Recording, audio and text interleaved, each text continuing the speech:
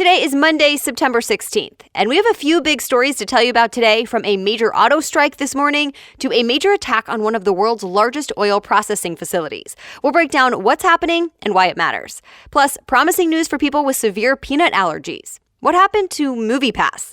And a new type of PopSocket. And be sure to listen after the news today for details of the September Share-a-thon. I'll be giving away hundreds of dollars in prizes, and you can win.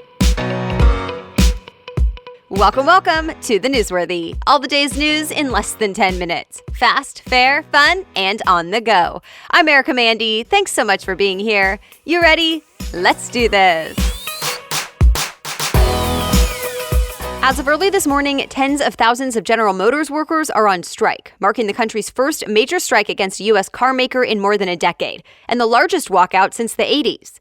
The Wall Street Journal reports nearly 50,000 members of the United Auto Workers Union walked out of work, some heading for the picket lines. It means workers shut down dozens of manufacturing plants and parts distribution warehouses in several states across the Midwest and South. The reason? Negotiations for a new 4-year contract between GM and the union hit a standstill. Workers want better pay, more jobs, and for GM to reopen factories that have closed. But General Motors says it's disappointed with the strike because it already gave workers a strong offer. No word on how long workers will be on strike. Car companies usually have a few months' worth of supply on dealer lots, so GM would not feel the effects right away. Negotiations between GM and the union are set to start up again at 10 o'clock this morning, to be continued. The Trump administration is blaming Iran for devastating attacks on 2 oil sites in Saudi Arabia over the weekend.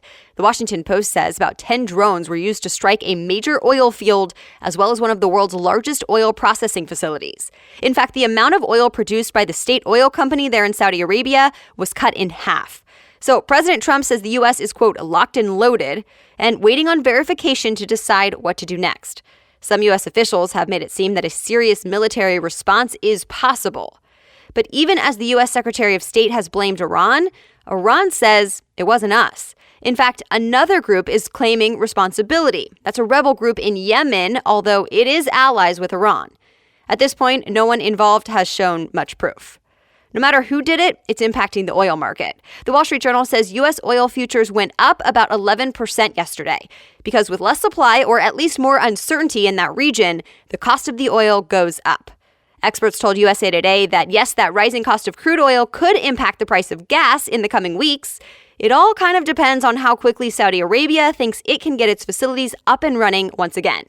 And President Trump has already given the okay to use some U.S. oil reserves if needed to help keep the impact of this on the minor side. Expect more on this developing story today. A handful of Democratic presidential candidates are calling for U.S. Supreme Court Justice Brett Kavanaugh to be kicked off the bench, or some say he should at least be investigated more. The reason? A newly reported sexual misconduct allegation from Kavanaugh's college days at Yale.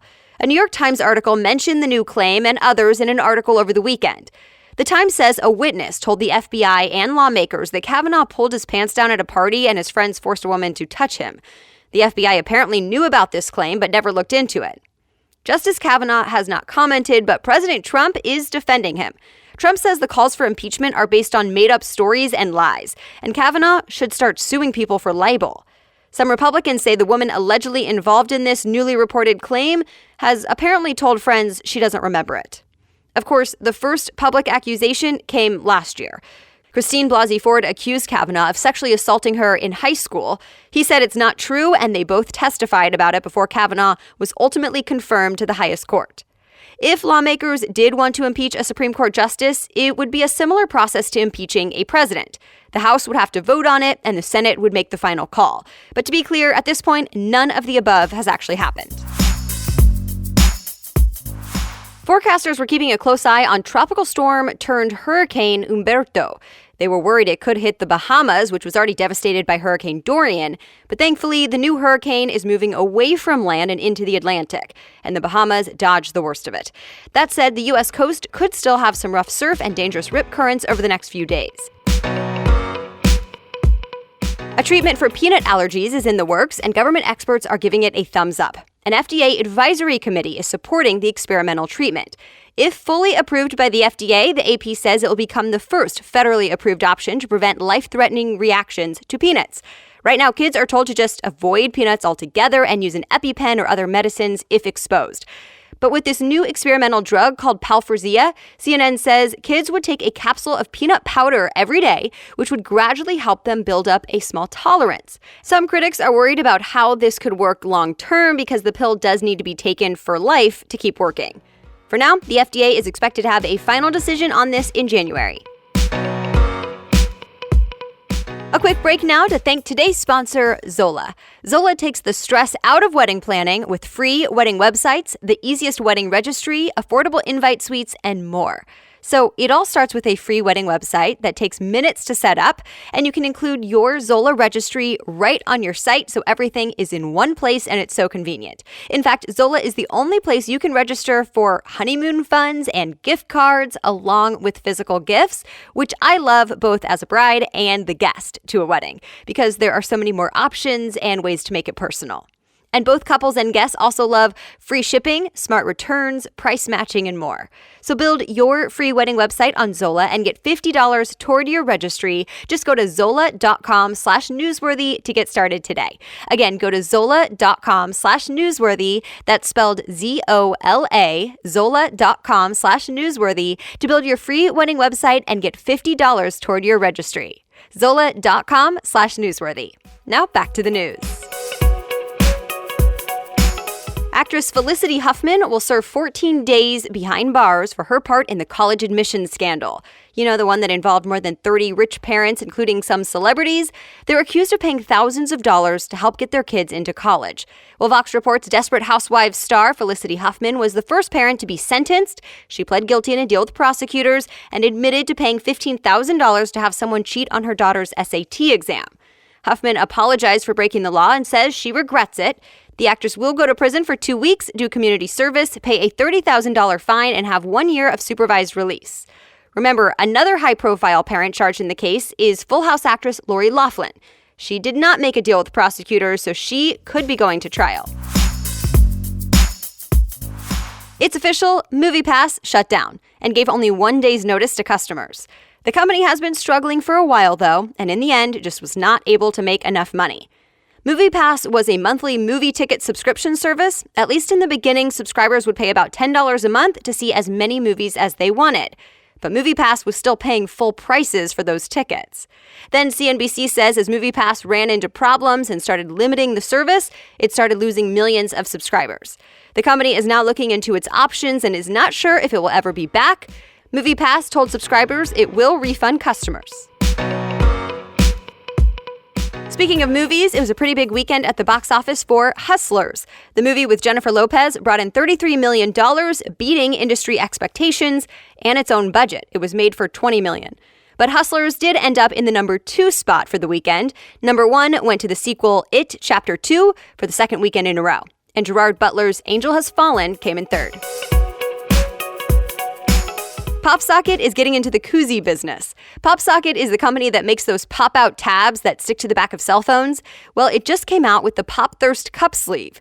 It's basically a cup holder or koozie that slips around a drink or mug, but it has a pop socket on it. PopSocket says the grip is supposed to help you hold your drink more easily and avoid spills. Time will tell if people actually want it.